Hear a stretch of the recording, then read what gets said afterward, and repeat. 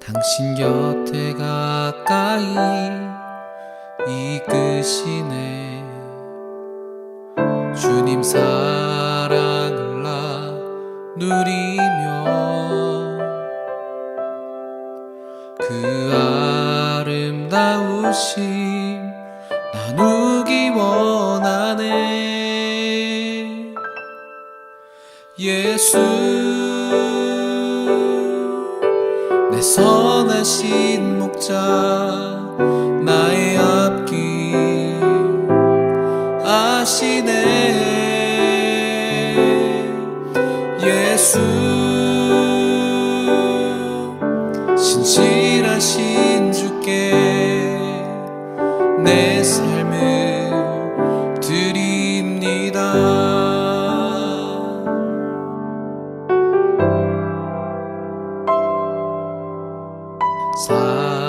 사랑스러운 주님 음성 당신 곁에 가까이 이끄시네.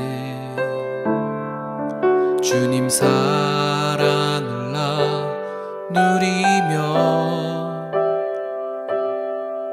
그 아름다우심 나누기 원하네. 예수 내 선하신 목자 나의 앞길 아시네. 예수 신실하신 주께 내 삶을 드립니다. 예수 내 선하신 목자 나의 앞길 아시네. 예수 신실하신 주께 내 삶을 드립니다.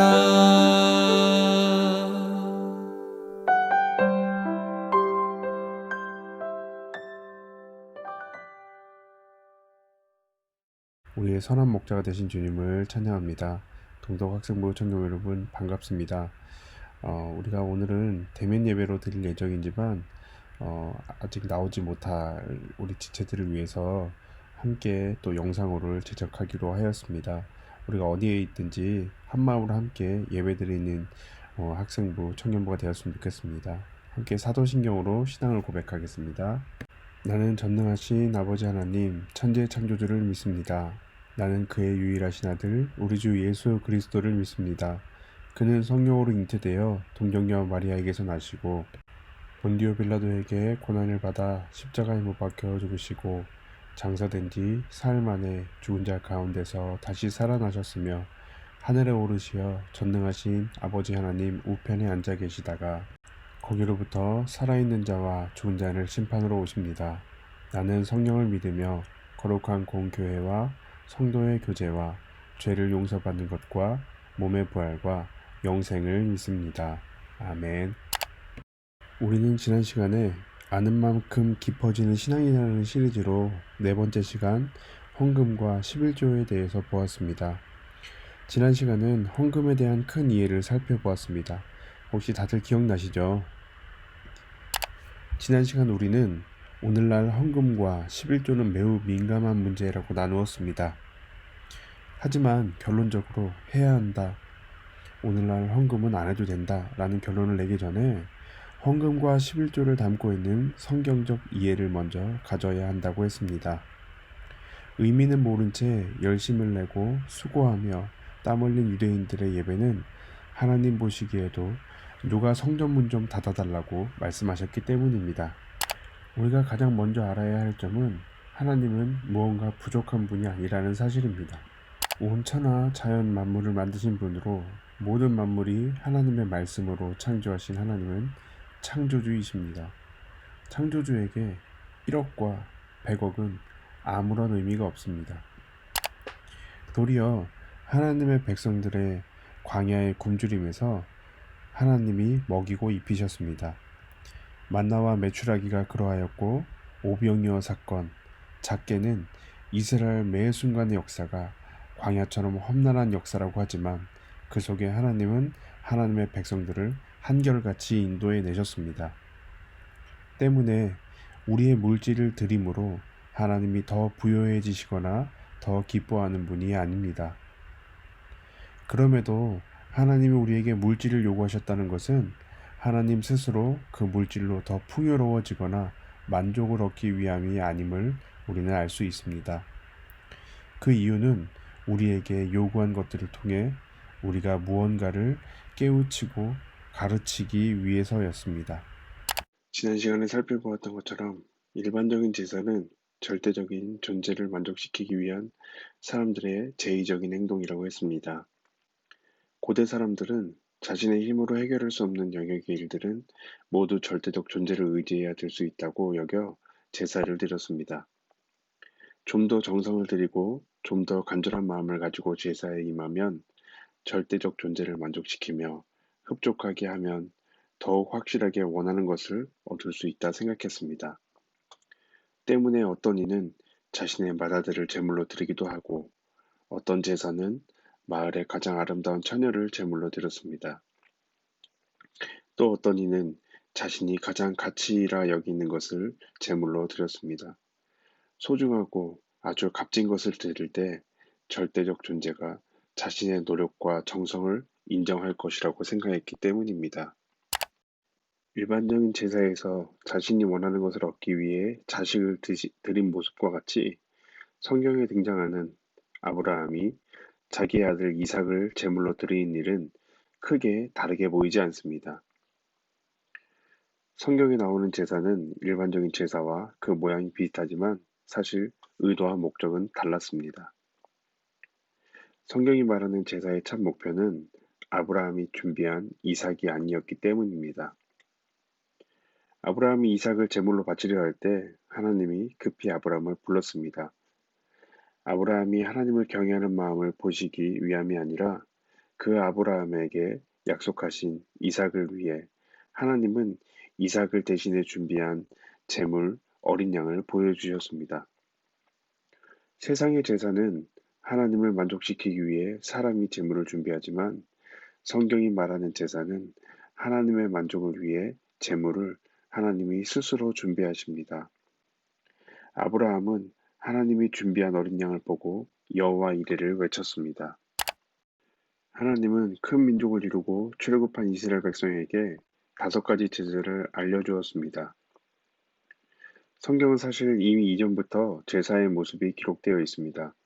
가인과 아벨의 제사, 노아가 드린 제사, 아브라함, 야곱 등 하나님께 제사를 그때마다 드렸습니다. 그럼에도 불구하고 하나님께서 이스라엘 백성에게 제사를 알려주신 것은 제사를 통해 이스라엘 백성들이 배워야 할 것이 있기 때문이었습니다. 레위기 1장에서 7장까지의 자세히 기록된 제사의 방식은 번제, 소제, 화목제, 속죄제, 속건제였습니다.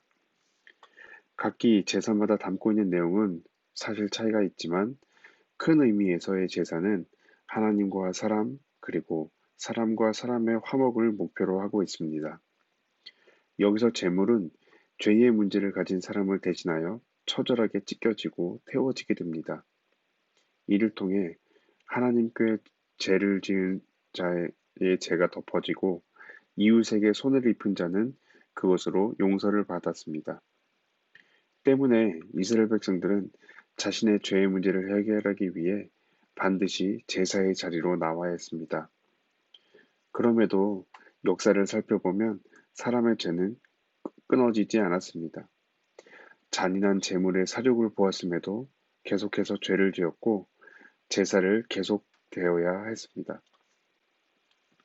하나님은 죄로 인해 제사를 쉬지 못하는 사람들을 위해 아브라함에게 어린 양을 보여주었듯이 예수님을 우리에게 보내주셨습니다. 히브리서 10장은 구약의 제사와 제물은 죄를 없애는 것이 아니라 죄를 기억하게 하는 것으로 우리의 죄를 진정으로 덮어 없애는 분은 오직 예수님밖에 없다고 말해줍니다. 그리고 그 제물과 제사를 통해 진정 깨달아 알기 원했던 것은 한 번의 제사로 영원히 온전하게 하심으로 우리에게 새로운 살 길을 열어두신 예수님의 참 제물 되심이었습니다. 우리가 애지중지하며 흠없이 키워서 드렸던 그 제물이 아니라 하나님이 스스로 준비하신 참 제물 예수님만이 우리를 온전하게 할 수 있음을 깨닫기 원하셨습니다. 따라서 예수님을 믿음으로 새로운 살 길을 믿게 된 교회는 더 이상 제사를 위한 제물을 가지고 나오지 않아도 됩니다. 소, 양, 염소, 비둘기, 밀가루, 포도주, 기름 등을 가지고 하나님께 나가지 않아도 됩니다.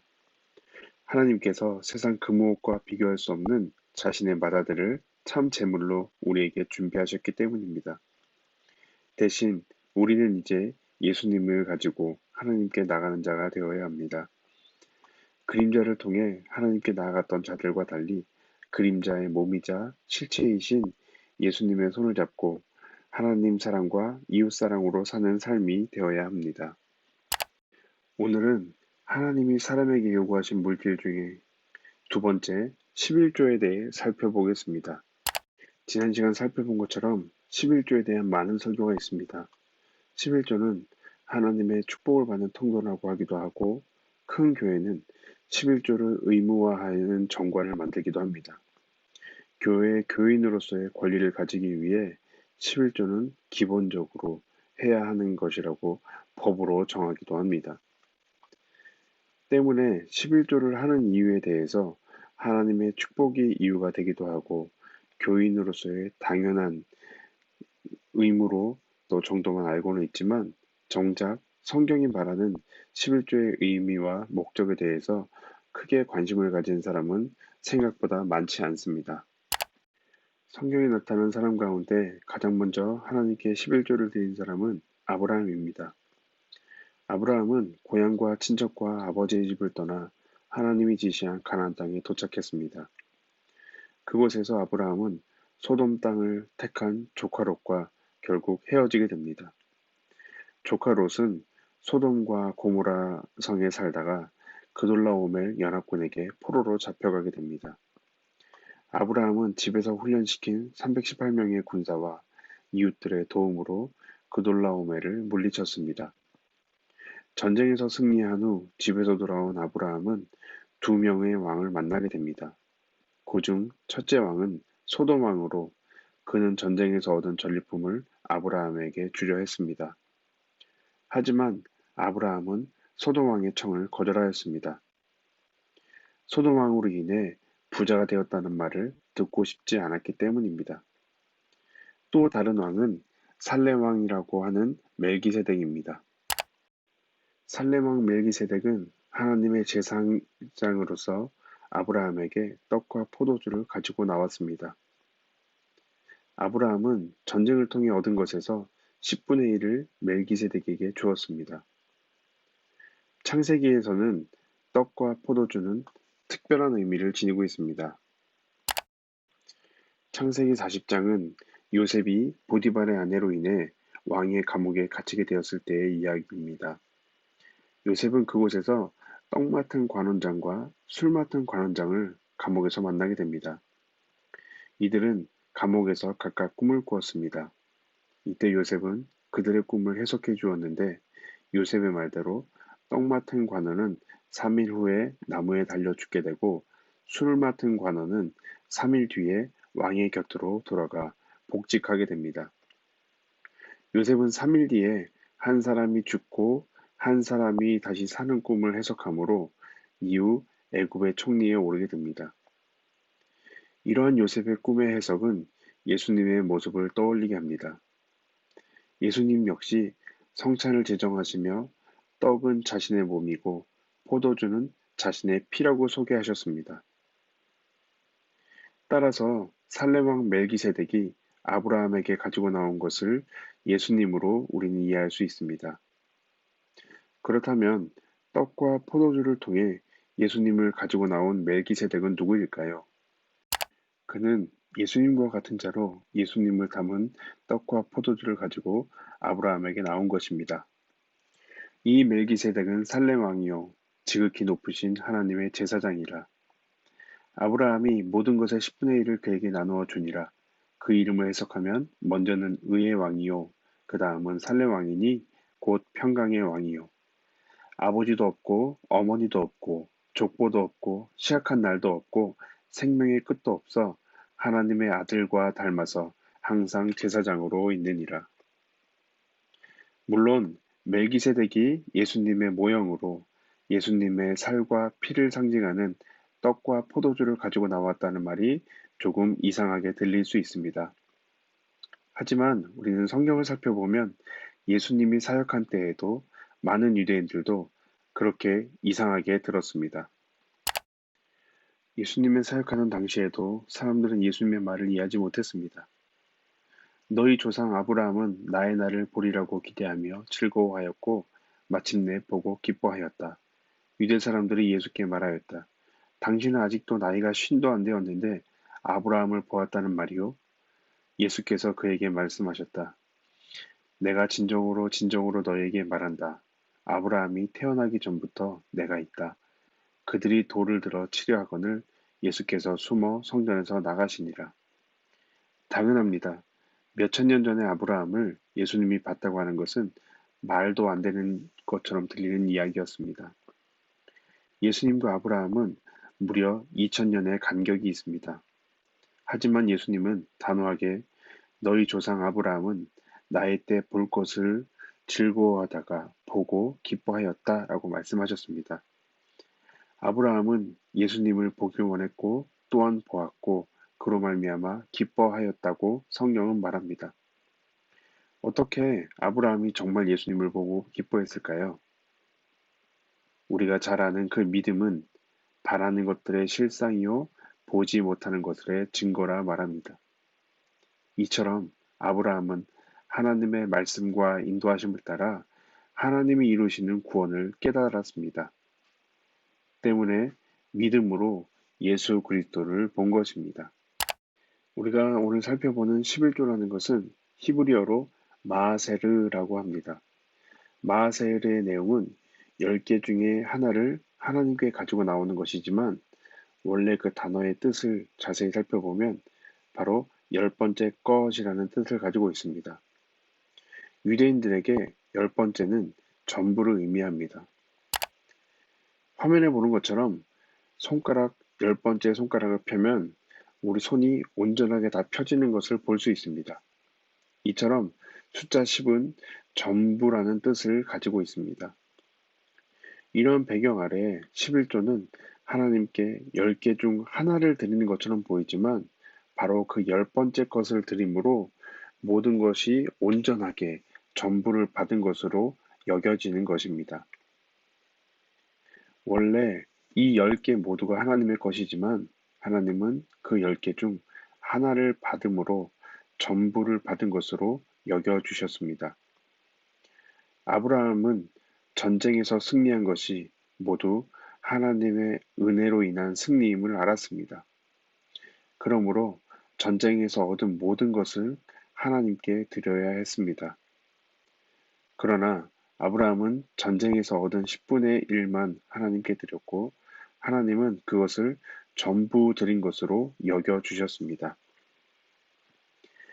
아브라함이 하나님께 10분의 1을 드렸던 것처럼 애굽에서 나온 이스라엘 백성들은 율법을 따라 10분의 1을 하나님께 드려야 했습니다. 땅에서 얻은 소득은 물론이고 들에서 얻은 가축도 10번째 것마다 하나님의 것으로 드려야 했습니다. 그 땅의 10분의 1, 곧 그 땅의 곡식이나 나무의 열매는 그 10분의 1은 여호와의 것이니 여호와의 성물이라. 모든 소나 양의 11조는 목자의 지팡이 아래로 통과하는 것에 10번째의 것마다 여호와의 성물이 되리라. 11조와 같이 하나를 통해 전부를 받은 것으로 여기는 하나님의 일하는 방법은 레위 지파를 제사장 지파로 선정하는 모습에서도 볼 수 있습니다. 그들은 이스라엘 자손 중에서 내게 온전히 드림받은 자라. 이스라엘 자손 중 모든 초태생 곧 모든 처음 태어난 자가 대신 내가 그들을 취하였나니 이스라엘 자손 중에 처음 태어난 것은 사람이든지 짐승이든지 다 내게 속하였음은 내가 애굽 땅에서 모든 처음 태어난 자를 치던 날에 그들을 내게 구별하였음이라. 이러므로 내가 이스라엘 자손 중 모든 처음 태어난 자 대신 레위인을 취하였느니라. 하나님의 하나님은 야곱의 12 아들을 통해 이스라엘 모든 사람이 하나님의 백성으로 부름을 받았습니다. 그중 하나님은 모든 사람이 하나님의 백성으로 선택되었지만 12 가운데 하나였던 레위 지파를 선택하여 제사장 지파로 삼았습니다. 레위 지파는 제사장의 일을 하며 모든 이스라엘을 대신하여 하나님 앞에 서게 되었습니다. 레위 지파가 이스라엘 전체를 대신하는 역할을 부여받게 된 것입니다. 이러한 10번째 것으로 이스라엘 전체를 대신하는 모습을 들어 사도 바울은 예수님을 설명해 줍니다. 사람이란 뜻을 가진 아담이 선악을 알게 하는 나무의 열매를 먹고 범죄함으로 많은 사람이 죄인이 되었다 말합니다. 이때 하나님은 예수님을 이 땅에 10번째 것으로 보내주셔서 우리의 모든 죄를 지고 죽으심으로 우리의 모든 죄의 대가를 받으심으로 여겨주셨습니다. 십자가에서 한 사람의 의로운 행위로 말미암아 많은 사람이 의롭다 하심을 받아 생명에 이르게 되었다 사도 바울은 말합니다. 분명 11조는 구약에 명시되어 있습니다. 하지만 11조는 하나님이 명하신 율례 중 하나였다는 사실들을 꼭 기억하길 바랍니다. 11조를 강조한다면 구약에 명시되어 있는 여러 율법 조항을 모두 우리는 지켜야 하는 것입니다. 따라서 11조를 요구하신 하나님의 뜻과 계획은 예수 그리스도를 가리키고 있음을 깨달아야 합니다. 히브리서 10장과 골로새서 2장 16절처럼 먹고 마시는 것, 절기, 초하루, 안식일은 물론이고 율법이 가리키고 있는 그 그림자였던 것처럼 11조도 몸 대신 예수님의 그 그림자일 뿐이었습니다. 하나님은 11조를 통해 하나님의 자녀들이 예수님을 더욱 깨닫길 원했습니다. 따라서 이제 몸 대신 예수님을 깨달은 자들은 그림자인 11조가 아니라 몸된 예수님을 가지고 하나님께 나아가는 자가 되어야 합니다.